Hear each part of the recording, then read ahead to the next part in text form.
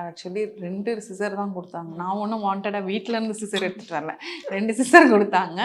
அவங்க கொஞ்சம் ஷார்ட்டா இருக்கிறதுனால அவங்க கட் பண்ணிட்டாங்களான்னு எனக்கு தெரியல.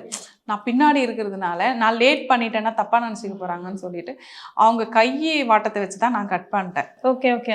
அதுக்கப்புறம் அவங்க இப்படி தூக்கி போட்டு போயிட்டாங்க. ஆமா, இத இப்படி தூக்கி போட்டு போயிருப்பாங்க.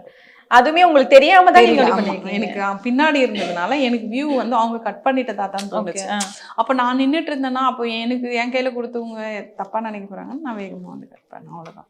அடுத்து இந்த குத்து விளக்கு ஏத்துறதுல என்ன நடந்துச்சு? நீங்க வந்து கேக்குறீங்க, கேக்குறப்ப நினைச்சா கொடுத்துருக்கலாம். கேட்கல ஆக்சுவலி. அங்க என்ன நடந்தது, கை காட்டுறீங்க. ஆமா ஆமா. அங்க என்ன நடந்ததுன்னா அவங்க வந்து கடகடன்னு கேண்டில் எதான்னு கேட்டாங்க. அப்புறம் எடுத்துட்டு வந்து நீட்டினோடனே கேண்டில் எடுத்து அவங்க கொளுத்தி ஏத்துனாங்க. ஏத்திட்ட பிறகு பக்கத்துல இருந்தவங்க எம்எல்ஏ கிட்ட கொடுங்க அப்படின்னு சொல்லிட்டு சொன்னாங்க.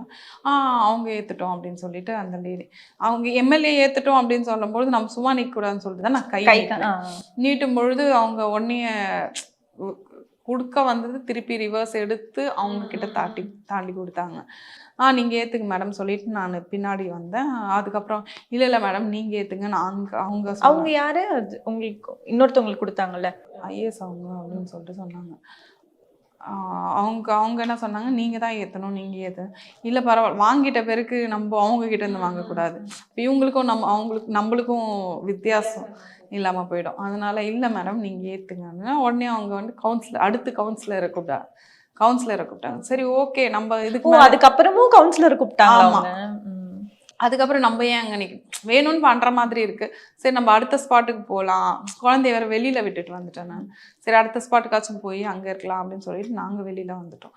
வெளியில வந்த பிறகுதான் வந்து அவங்க எனக்கு ப்ரோட்டோகால் தெரியல அப்படின்னு சொல்லி, சரி ஓகே நம்ம புதுசு தான், ப்ரோட்டோகால் தெரியாமையே இருக்கட்டும் அப்படின்னு நான் தான் முன்ன வந்தேன். ஆனால் எனக்கு முன்னாடி அவங்க ஸ்கூலாண்ட இருக்கிறாங்க.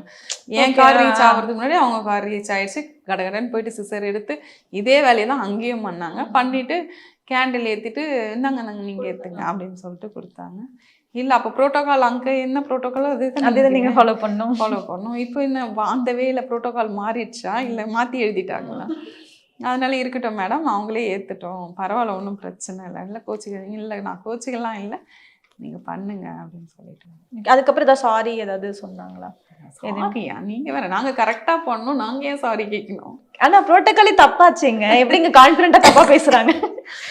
ஆமாங்க, நாங்கள் ப்ளீச்சிங் பவுடரு பான்ஸ் பவுடருன்னு பேசுவோம். ப்ரோட்டோகாலை பற்றி சொல்ல வேணும்.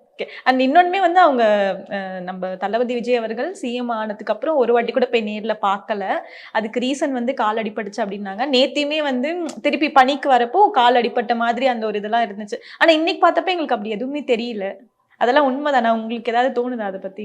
இல்லையே, ஆக்சுவலி அவங்க வரலன்னு சொன்னவங்க நான் வரேன்னு சொன்னோன்னே வந்திருக்காங்க. நேத்தி வரைக்கும் வரலன்னு சொன்னாங்க. ஆக்சுவலி இன்னைக்கு எனக்கு தெரிஞ்சது, நேத்தி வரைக்கும் வராங்களா வரலையான்னு எனக்கு தெரியல. ஆனால் அவங்க வருவாங்க அப்படின்ட்டு தான் நான் நினச்சேன்.